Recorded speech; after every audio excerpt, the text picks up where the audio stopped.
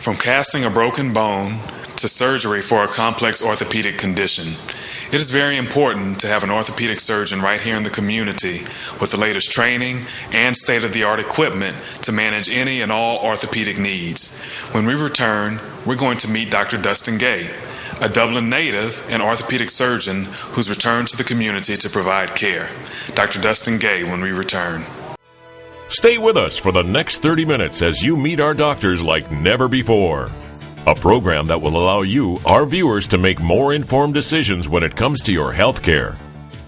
Hello, viewers, and we are back with Dr. Dustin Gay.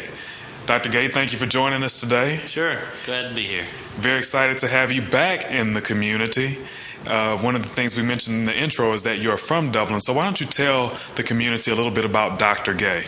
Sure. Yeah, I grew up in Dublin, really out in East Dublin. I went to East Lawrence High School, but my family and my wife's family are all from this area and are still living here. So graduated from East Lawrence High School in 1997 and then left town for a short period of time, went up to Georgia College where I did my undergrad training and stayed in the state of Georgia for that, and then left and went to the Medical College of Georgia where I did my medical school training.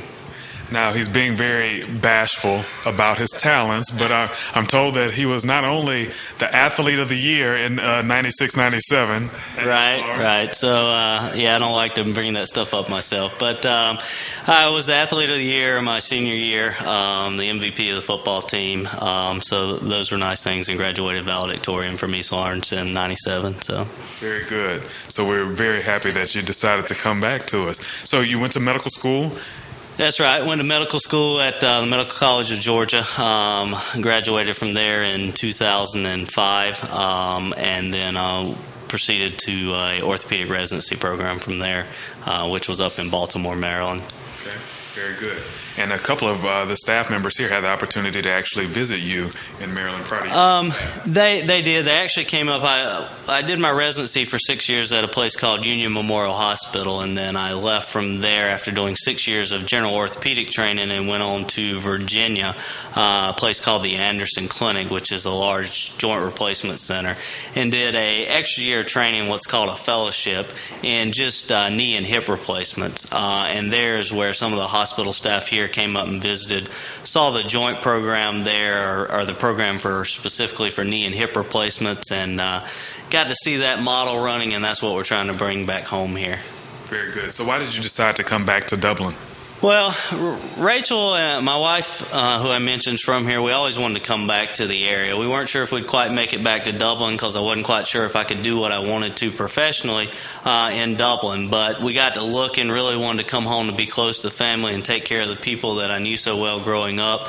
And Fairview has changed a lot with the new administration staff, folks like yourself and Don Avery, who have taking over the hospital and moving it in a new direction. I felt like it was in a good place and ready for someone like myself to sort of build a new medical community that we could be proud of, and I wanted to be a part of that. So I wanted to come back home and take part in that process. Very good. Well, Dr. Gay, one of the things we always want is for our viewers to understand your specialty and what you're able to do. What is an orthopedic surgeon, or what does the orthopedic surgeon treat? Right. So orthopedic surgeons are surgeons that are just trained in taking care of extremity injuries mostly. So bones of the body, such as the leg or the knee or the hip, the shoulders, the arms. When people fall and have fractures or they injure themselves playing sports, most of those type of injuries fall under stuff an orthopedic surgeon such as myself or Dr. Richter here in town would take care of. Myself, I've gone on to do an extra year specialty training focusing on knee and hip replacements mostly, but large joints of the body being replaced when people have arthritis, which is basically just worn out joints. We actually had the opportunity earlier in the year to speak with your partner, Dr. Heath Richter, who's been here in the community for over a year now. And so we're very excited to have you join his practice at Fairview Orthopaedics. Tell me about the differences in what he is able to treat, or what he does treat, and what you treat. Right. So Heath and I are a good match. That was one of the reasons that brought me back here as well. Is he's very interested in what we call the sports medicine side of things, which is, the injuries that kids get playing sports, sports, so shoulder-type throwing injuries or knee injuries that are related to sports. He does a lot of pediatrics as well, so he has an interest in that. And then my interest or my special training is more in the older population when they develop then arthritic knees or hips that are worn out from those previous injuries or just from general wear and tear. So between the two of us, we provide pretty much a full spectrum of the orthopedic needs I think that the community may have. Very good. Well, we're going to go to break, and when we return, we're actually very excited about a new procedure that Dr. Gay is bringing here to the community. So when we return, Dr. Gay.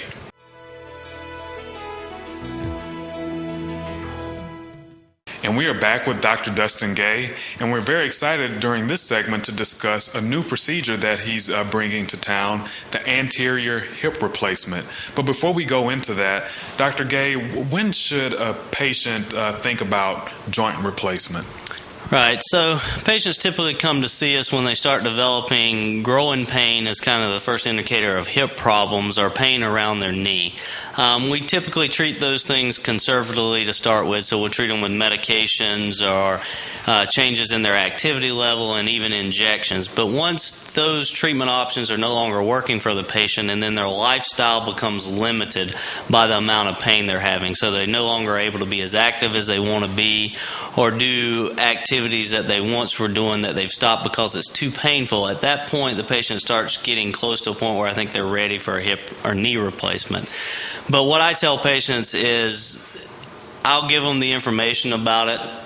They will know when they're ready. So once they understand what a replacement entails, they'll know when their pain level is to the point where they're ready to go through that procedure. But it is a procedure that allows them to get back to activities that they maybe haven't done for years because they've become limited by their disease. Very good. So I guess the traditional method of doing a hip replacement, for instance, has been a posterior approach?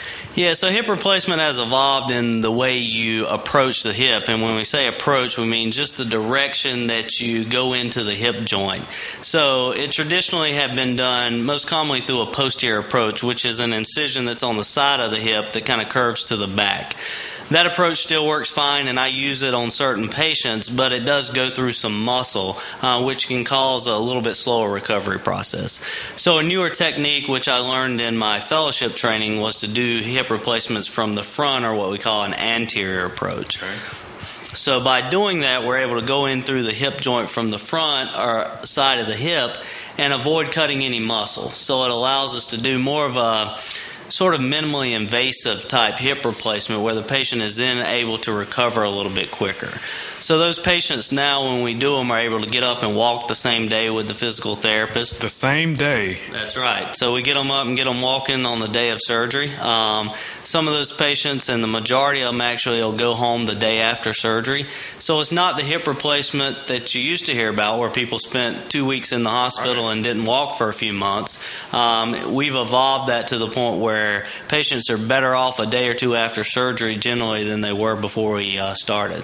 Wow, that's fantastic. So for the patient, they come in with a lot of pain. They leave painless? Well, they come in with a lot of pain. They have some pain related to surgery following, which we control with medications, but we hopefully have them pain-free within a few weeks. Okay.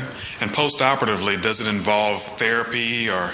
Right. So once they leave the hospital, which is a day or two after surgery, we then get them set up for home physical therapy. So we have a therapist that'll come out to the house and work with them for a few weeks. And then once I see them back at around 3 or 4 weeks in the office, we'll transition them to outpatient physical therapy. Okay. So we're standing here in front of this contraption, and it looks pretty complex. Right. Why don't you walk us through it? Yep. So this is... I'm going to hand you the mic. Sure. So I'll try to stay on the camera here, but this is what we call the Hannah table. So it's a special table that's used for doing anterior hip replacements. It allows me to keep the patient laying on their back, and then their feet, if you can see here, go into these special boots which hold their feet. That allows me to have their legs sort of floating in the air while I do the hip replacement. Once I get down into the hip joint to then work, I'm then able, I don't know if you can come down here, able to, hold this for me, Mario, able to unlock the table, and then I can move their leg around and position it in the right position to allow me access to their joint. Wow. And by doing that, I can do the surgical procedure through a smaller approach. So that's how the Hanna table allows me to be a little bit more effective in doing what's called the anterior approach to the hip. So when the patient is on the table, they're not aware of anything that's going on. Correct. Yeah, the patients are asleep. Our anesthesia staff will do a good job of having them asleep so they won't remember any of this. So it's a pain-free process from that standpoint for them, and they certainly won't even remember ever seeing the table or generally not even ever seeing the operating room. It's quite innovative. Does this mirror what a patient would get in the large city? It does. I mean, I've trained in Baltimore, Maryland, which is a large medical area, and then in a large center in Virginia. And what we're trying to bring is the exact same operations and the exact same care that people would get, say, in Atlanta or Savannah or anywhere else around they may go that they feel is a larger city. So we should be able to provide the exact same care with a little hometown love. Good care with hometown love. So very, very good. When we return, we're actually going to finish up with Dr. Gay and talk about when it's appropriate for patients to come in and see the orthopedic surgeon.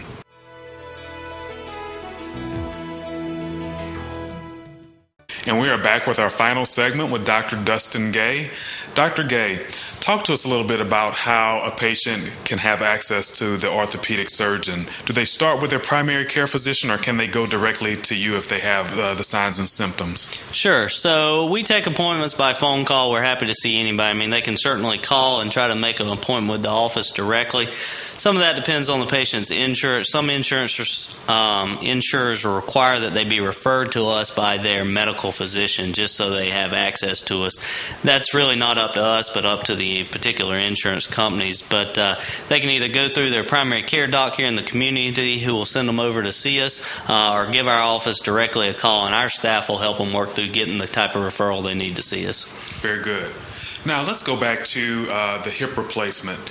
For life for a patient after they have the surgery, can they return back to a full quality of life? Yeah, absolutely. My whole philosophy behind hip knee replacements is to make people active. So the goal is to make them as active and really more active than they have been. So I let people go back to pretty much all activities: hiking, biking, swimming, golf, tennis, whatever they enjoy doing, they can do. The only thing I really restrict people from is repetitive running of like marathons or that level of running will wear a joint replacement out, but otherwise most activities are completely fair game. Very good. And so like elliptical machines? Sure. Back to the gym, elliptical machines, swimming, all that stuff we really encourage. Tell us about how implants have advanced and the length of time that they can last once they're implanted. Right. So people tend to come in and think that their hip replacement may last them 10 years or so.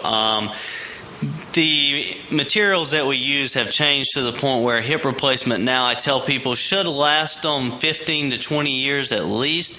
And with some of the newer materials that have been out about 10 years, looks like they may last 20 plus years. So that stuff hasn't been out quite long enough for me to tell people what the 20-year survivorship or how many implants are surviving at 20 years, but I expect it's going to be a large percentage of them, 90+% probably surviving after 20 years. Good.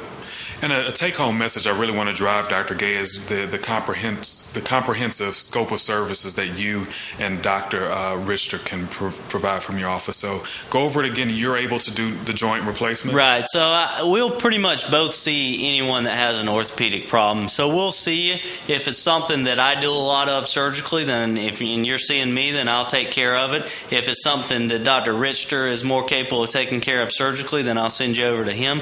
But between the two of us, we pretty much cover the scope of orthopedic type procedures. And if it's something that's really bizarre that we don't think we should be taking care of, we would tell you. But I don't think there's many of those things out there. Good. We're very proud to have you back in the community, and we look forward to years and years of a good relationship with you here. Yeah, it's very good to be home and good to see a lot of old faces. So since you're a hometown guy, I'm going to take a little bit of advantage here and kind of expose some of Dr. Gay to the community. All right. What's your favorite color? Blue tends to be my favorite color, despite my green tie today. Blue, and despite his East Lawrence affiliations. Yeah, that's right. I should be more careful with those selections. And your favorite hobby to do here in town? Probably golf and my little girls. So spending time playing with them probably overtakes golf at this point. But tell us about your daughters. So I have two little girls, a 3-year-old little girl named Sarah Beth and a 2-year-old named Liza, and a beautiful wife named Rachel. Very good. And finally, and most importantly, because we're at that time of the year, your favorite college football team. Yeah, well, this will disappoint you, but I'm going to have to go with the Georgia Bulldogs there. No, I'm outnumbered here. So. Well, if I don't, I'll be kicked out of my wife's family. But no, we follow the Bulldogs pretty closely and hope to get up to some games this year. So. And it's also good to know that on a Friday night, you can see Dr. Gay on the sideline at East Lawrence High School. He's the team doctor there. Yeah, absolutely. Dr. Richter and I are going to try to provide coverage for all the teams here. I'll be over at East Lawrence, most of their home games, and Dr. Richter will be over at Dublin, West Lawrence. But we're going to both float around to all the schools and try to cover all the home football games as best we can. But we're certainly there to take care of the kids, and any sport injuries that the kids have, we'll see them the next day, get them in, and get them taken care of. So, thank you for joining us today, Dr. Gay. Sure. Thanks for having me.